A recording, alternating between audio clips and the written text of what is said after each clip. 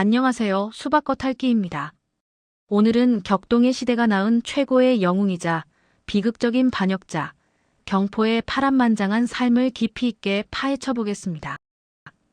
경포의 삶은 진 제국이 무너지고 한 왕조가 세워지는 거대한 역사적 전환기, 그 자체였습니다. 개인의 야망이 어떻게 운명과 충돌하며 비극으로 끝나는지 지금부터 그 장엄한 기록을 시작합니다.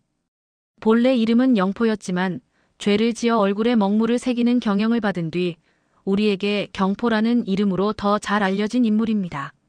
항우의 선봉장에서 유방의 개국 공신으로 그리고 다시 반역자로 변신했던 그의 삶은 권력 투쟁의 상징과도 같습니다. 제1부 상승입니다. 밑바닥 죄수의 신분에서 어떻게 왕후의 반열에 오르게 되었는지 그의 초기를 살펴봅니다. 육현 출신의 평민이었던 영포는 젊은 시절 한 관상가로부터 형벌을 받은 뒤 왕이 될 것이라는 예언을 듣습니다. 훗날 실제로 얼굴에 문신을 새기는 형벌을 받자 그는 수치심 대신 드디어 왕이 될 징조가 나타났다며 웃었습니다. 예언을 실현하려고 일부러 죄를 지었다는 설이 있을 만큼 그의 야망은 남달랐죠. 진시황릉 건설을 위해 여산으로 보내진 그는 수십만 죄수들 사이에서 특유의 리더십으로 무리를 형성합니다. 가혹한 통치는 역설적으로 그를 사병 집단의 수령으로 만들었고 장강 일대의 강력한 도적 세력으로 부상하게 됩니다. 항우의 숙부인 항량의 군대에 합류하며 경포의 군사적 재능은 만개합니다. 그는 항우 군대에서 가장 신뢰받는 충격 부대였고 거록대전에서 진나라 장안의 주력군을 격파하는 데 결정적인 공헌을 하며 국왕왕에 책봉됩니다. 차트를 보시면 거록대전을 기점으로 그의 영향력이 최고조에 달했음을 알 수 있습니다. 여산 탈출부터 국왕왕 책봉까지 그는 거침없는 상승 곡선을 그렸습니다.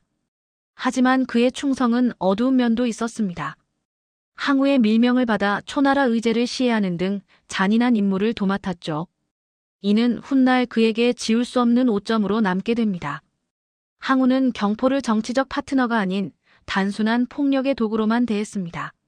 진정한 권위를 위임하지 못했고 조직적 충성심을 고취하는데 서툴렀던 항우의 단견은 결국 경포의 마음이 떠나는 계기가 됩니다.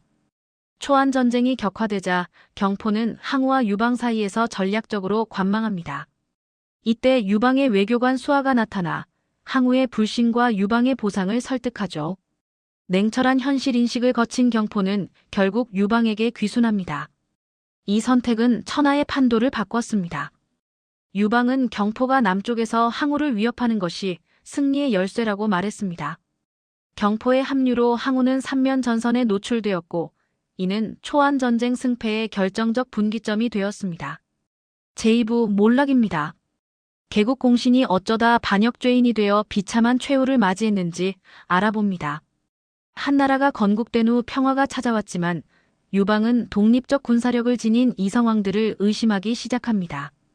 특히 최고의 명장 한신과 팽월의 잔혹한 처형은 경포에게 다음은 내 차례다라는 확실한 공포를 심어주었습니다. 이 숙청은 중앙 집권 국가로 나아가기 위한 냉혹한 정치적 과정이었습니다. 전쟁 때는 유능함이 축복이었지만 평화 시기에는 그 유능함이 황권에 대한 가장 큰 위협이 된 것이죠. 사마천은 여기서 권력의 비정한 속성을 드러냅니다. 반란의 불씨는 사소한 집안 문제였습니다. 첩과 신하 비역의 사통을 의심해 비역을 죽이려 하자 겁먹은 비역이 장안으로 달아나 경포를 무고합니다. 조사 소식을 들은 경포는 공포를 이기지 못하고 결국 진짜 반란을 일으키게 됩니다. 경포는 처음에는 승승장구했습니다. 하지만 병든 몸을 이끌고 직접 전장에 나타난 유방의 친정군을 맞이하게 되죠. 결국 패배한 그는 도주하다 배신당해 한 농가에서 비참하게 생을 마감합니다. 유방이 왜 반란을 일으켰느냐고 묻자 경포는 그저 황제가 되고 싶었을 뿐이다라고 외쳤습니다. 이 원초적 야망의 고백은 그가 시대의 변화를 읽지 못한 구시대의 군벌이었음을 보여줍니다. 경포가 쏜 화살에 맞은 유방도 결국 몇 달 후 사망합니다. 제국을 세우기 위해 필요했던 폭력이 결국 창업자 자신마저 삼켜버린 피로 얼룩진 역사의 아이러니한 마침표입니다. 제3부 그의 삶이 우리에게 남긴 고사성어들을 정리해 보겠습니다. 사냥이 끝나면 개를 삶는다는 토사구팽. 경포의 반란은 한신과 팽월이라는 사냥개가 삶아지는 것을 보고 느낀 직접적인 공포의 결과물이었습니다. 사마천은 이를 통해 권력의 냉혹함을 입체적으로 증명했습니다. 퇴로를 끊고 결사항전하던 파부침주의 선봉장 시절, 그리고 첫 죽은 항우의 몰락을 상징하는 사면초가. 이 성어들은 경포가 살았던 치열한 생존 방식을 잘 보여줍니다.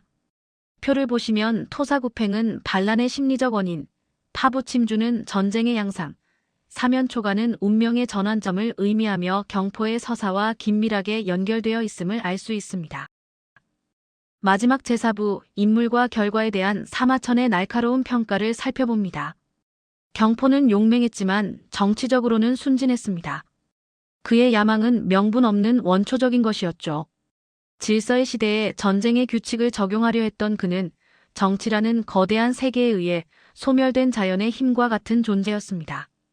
유방은 동맹을 얻는 법과 권력을 지키는 잔혹성을 모두 갖춘 철저한 현실주의자였습니다. 반면 항우는 보상에 인색하고 권위 위임에 서툴렀죠. 경포는 이 두 리더 사이에서 운명이 갈린 인물이었습니다. 창업의 자질과 수성의 자질은 근본적으로 상충한다는 것. 이것이 사마천이 전하는 역사적 아이러니입니다.